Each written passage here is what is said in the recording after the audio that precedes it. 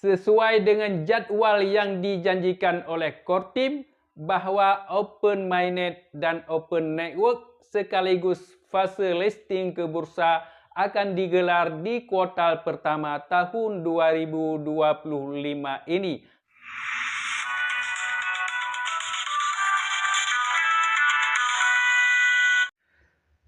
Assalamualaikum warahmatullahi wabarakatuh. Hai saudaraku semua, apa kabar hari ini? Tentu kabar baik bukan? Berjumpa kembali bersama Halwani Video. Welcome to my channel. Nah saudaraku semua, pada kesempatan ini kita masih membahas seputaran Pi Network. Sebelumnya saya doakan semoga Allah senantiasa melancarkan segala aktivitas kita sehari-hari, juga dimudahkan rezekinya dan disehatkan badannya. Nah, pada kesempatan ini, pada episode ini saya akan membahas tip menyambut Open Mainnet Pi Network. Bagaimana caranya? Mari kita simak.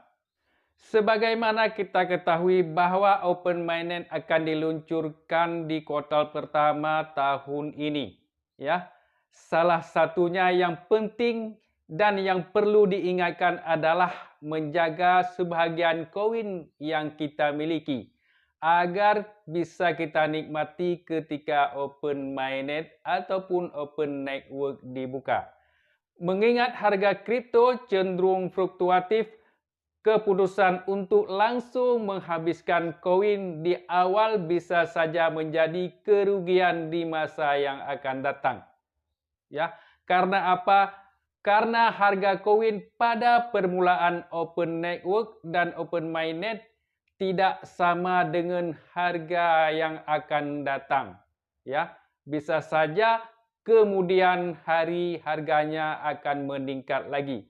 Ya, makanya mengingat harga kripto cenderung fluktuatif, ya, itu harus kita jaga tip untuk mengambil keuntungan dari koin yang kita tambang.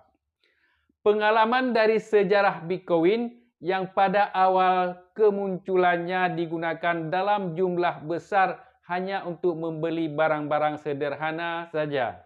Kini harga Bitcoin sangat melonjak, ya, melonjak gratis. Mengingatkan pentingnya bersikap sabar dalam mengelola aset kripto ataupun koin yang kita tambang.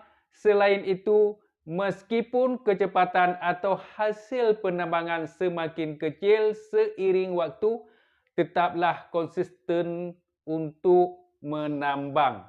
Ya, walaupun sedikit, tapi lama-lama kita akan terkumpul dengan lebih banyak. Ya, istilahnya seperti kita berjalan di jalan setapak. Perjalanannya cukup jauh. Sebahagian orang menunggu bus ataupun kenderaan yang bisa ditumpangi untuk melewati jalan setapak tersebut. Ya, sebahagian orang menunggu di sana cukup lama, sebahagian orang lagi berjalan pelan-pelan. Ya, 1 hari, 2 hari, seminggu, 2 minggu, sebulan, 2 bulan. Akhirnya yang berjalan tersebut sampai di tujuan. Ya, sebahagian lagi yang menunggu kenderaan di sana sampai hari ini mereka tidak sampai ke tujuan. Ya, karena apa? Karena kenderaan tidak lewat di jalan setapak. Ya, begitu juga dengan kita ya. Kalau memang kita memerlukan koin ini banyak, jangan menunggu ya. Tapi kita jalani terus pelan-pelan ya. Walaupun sedikit, 1 koin sampai 3-4 hari, tapi lama-lama kita akan terkumpul walaupun tidak begitu banyak, tapi ada. Ya, daripada kita menunggu saja, koinnya tidak akan terkumpul.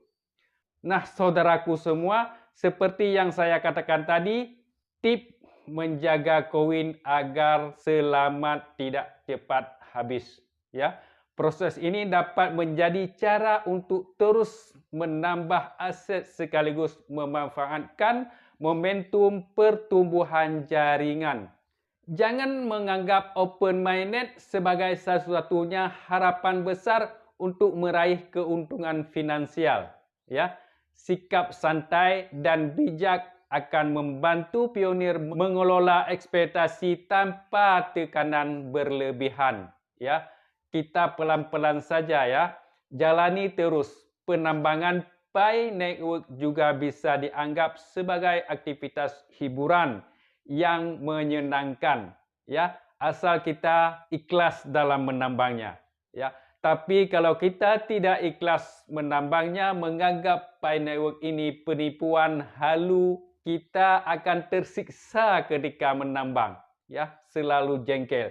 Tapi seperti yang saya katakan tadi, kalau memang kita menambang dengan sabar, ya, ini menjadi hiburan bagi kita, hiburan yang menguntungkan.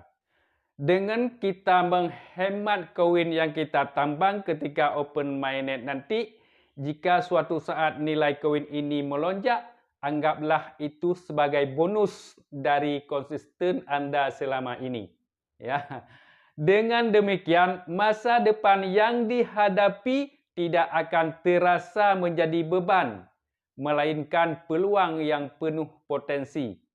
Saudaraku semua, dalam penambangan ini bijaklah, konsistenlah, dan sabar adalah kunci utama dalam menghadapi open mainnet dan open network. Dengan langkah yang tepat, momen ini dapat menjadi awal yang menjanjikan bagi perjalanan di dunia kripto.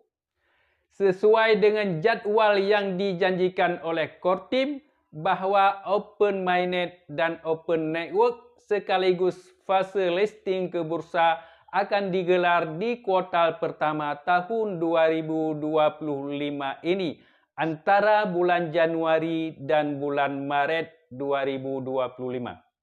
Saudaraku semua, itulah tadi tip menyambut open mainnet Pi Network, ya. Bijak dalam mengelola koin. Jangan sampai boros kita mengelolanya, kita habiskan koin tersebut di awal open mainnet, ya. Itu merugikan bagi kita semua, ya. Ingat, masa depan Anda masih panjang. Koin ini juga bisa diwarisi kepada anak cucu Anda. Sesuai dengan pepatah mengatakan, rajin pangkal pandai, hemat pangkal kaya.